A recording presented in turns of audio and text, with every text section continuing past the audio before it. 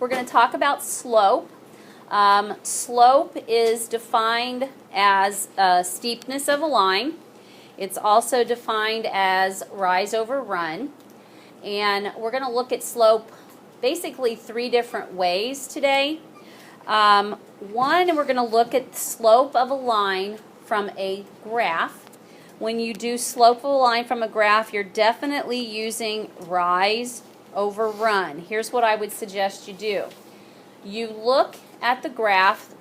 They've got 2 points placed on these. If you had a graph where they weren't, you'd have to find where you have points on corners. But this one definitely has 2 marked, one here and one here. I would start at the lower point. Okay, so I'm starting at this one. And I'm going to put rise on top and run on the bottom. So from here I go straight up till I line up with the other point. Well, that's only a rise of 1. And now I've got to run left to get there, to the other point. That means it's going to be a negative run, because if you run left, it's negative. If you run right, it's positive. So from here I go 1, 2, 3. So that's a negative 3. When I have one positive and one negative, the signs are different. That means it's a negative slope. And if you can reduce it, you should. But I can't, so negative 1/3. If it reduces to a whole number, go ahead and reduce that. If it doesn't reduce to a whole number and a fraction, you leave it as a fraction even if it has to be improper. Never use mixed numbers. Never used mixed numbers. Okay, let's look at another way we can have slope given to us. Let's say there's no graph anymore and there's ordered pairs. So we're going to look at number 9. And these 2 ordered pairs, well, first of all, I have point 1 that's 8, 10. So I'm going to label that as x1, y1. And negative 7, 14, I'm going to label that as x2, y2. Now, it's not quite as easy as just rise over run. I actually have to use the slope formula. So m is slope, and it is y2 minus y1 over x2 minus x1. And I'd like you to write that on each one of these problems that we're doing in this section. Once you write the formula down, then look what you've labeled and plug the numbers in the right spots. So instead of y2, I would write 14 minus, and y1 is 10, over x2 is negative 7 minus x1 is 8. And at this point I need to simplify. So 14 minus 10 is 4, and negative 7 minus 8 is negative 15. So one's positive and one's negative, so I'm going to bring the negative out in front and 4/15. If that would reduce, then I should do that, but this one doesn't. I'm going to go ahead and do number 10 because it's got something a little different on it. On number 10, I'm going to label the first point x1, y1. The second point, x2, y2. I'm going to write the formula again. M equals y2 minus y1, x2 minus x1, and I got to plug my numbers in. So 2 minus 1, negative 17 minus negative 3. We never, ever, ever should deal with double signs, minus, negative. So you should definitely take that minus negative and make it a plus. If the signs are the same, it's positive, and if the signs are different, negative. So minus negative really becomes plus. The top 2 minus 1 is 1.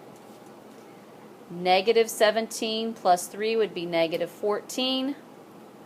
One's positive, one's negative, so my answer is negative 1/14. Okay, something I need to tell you about these, just in case this ever happens. When you're doing these problems, so you probably need to make a note somewhere off to the side. I'm just going to keep writing here. When you do these problems, if it works out to 0 over a number, I'm going to say 2. 0 over a number, then 0 divided by anything is 0.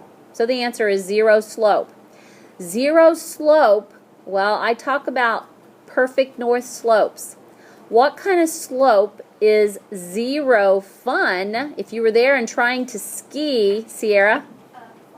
Yeah, one that is completely horizontal. That's no fun to ski on. So that is a 0 sloped line. It's a horizontal line. Okay, now let's say that we did this problem, we worked it out, and it came 2 divided by 0. If you tried to put that in your calculator, 2 divided by 0, do you know what would happen? Error. Yeah, you'd have an error, because you know what? That can't happen. So it is undefined. Undefined, or some people might say no slope at all. Well, at perfect north, if you came to one of these slopes, you would say, oh no, all the way down, because it would be completely vertical. You'd be screaming more like, oh no, all the way down. So if there is an undefined or no slope, it is a vertical line like that. So let me just tell you, this first one, it might have y equals 3 as the equation. This one over here has only an x, like an x equals 2 or something like that. That would be a vertical line through x at 2. So that's how those look. Okay, questions about that? You're going to do slope formula and reduce those. Okay, one more thing, probably the best part of the whole thing here.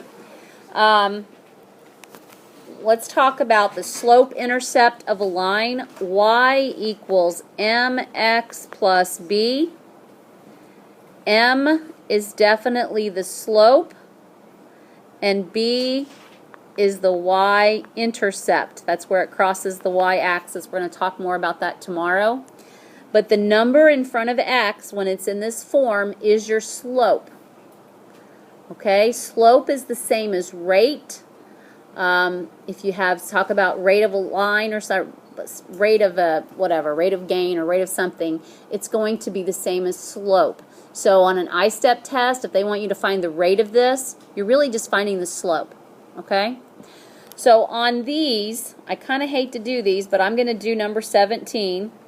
If I think it says find the slope, if I think this is already in slope-intercept form, which it is, y equals mx plus b, I know that the number in front of x, so m equals -5, that would be my slope. If the equation is not in slope-intercept form, I have to make it that. Only the y on the left equals the x term and the plain number term. Okay, I want you to look at number 20. We're not going to answer it, but maybe the information that you wrote down at the ones above will help you figure out what that slope is. Hopefully you wrote that down when there's only an x involved. Okay, so I have done 3 of them. Let me see how many there are. 26.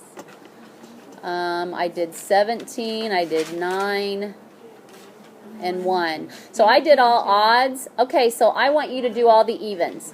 Okay? 10 too. Yeah, 1, 9, 10. Oh, did I? Doggone it. All right. Yeah, do the evens and not number 10. Do the evens and not number 10, okay, for tomorrow. So that'll be 12 problems. You got about